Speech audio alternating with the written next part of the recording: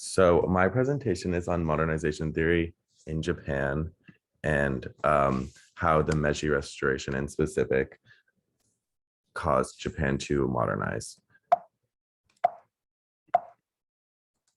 So basically, modernization theory is when poor, corrupt countries undergo political, social, and economic changes.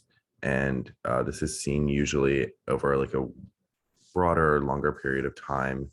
And yeah, it just describes sort of how a traditional government, such as Japan in like the 1800s, can transition or does transition into a more modern and Western one and adopts a lot of those ideas and ideologies.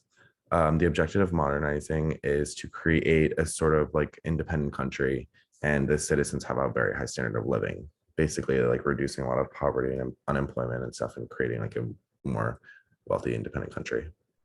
Prior to 1868, there was a military dictatorship in Japan that kind of ran the government called the Tokugawa Shogunate.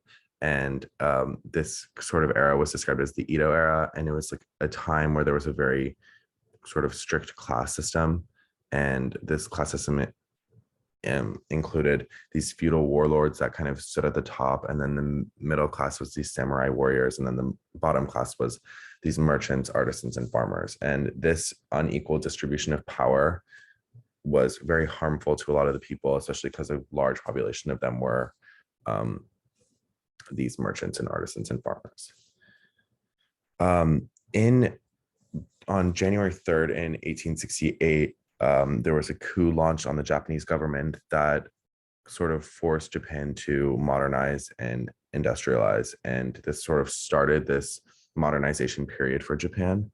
The coup exercises voice strategy, which is explained in Hirschman's exit voice and loyalty model, where citizens have three options, basically, when they're met with like an situation that is difficult or like a government that is difficult, and you can either exit and flee the country, use the voice option and rebel, or the loyalty and just stay and do nothing. But the most effective way to achieve change is to use the voice sort of model, although it can be very difficult.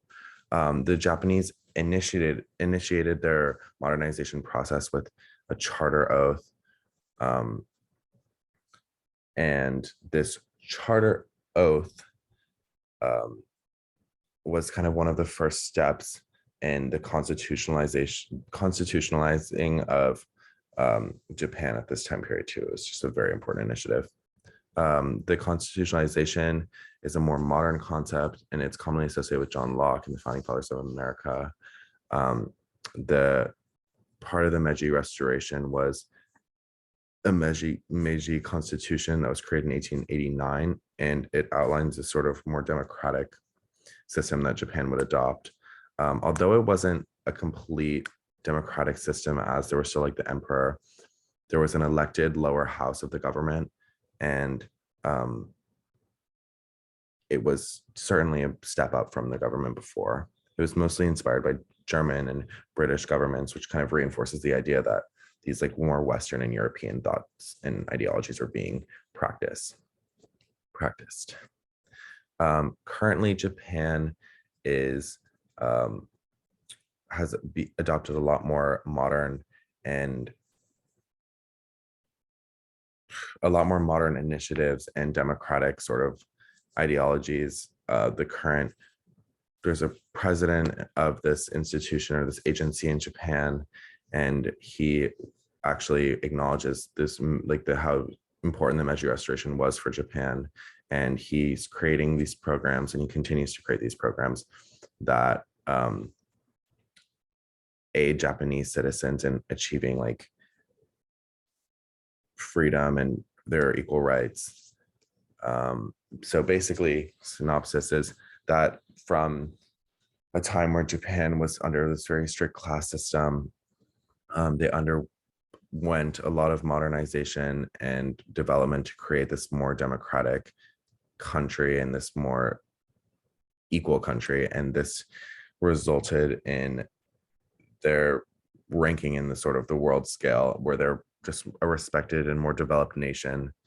and they kind of are one of the first non-Western countries to achieve this development. So modernization theory was very important in Japan.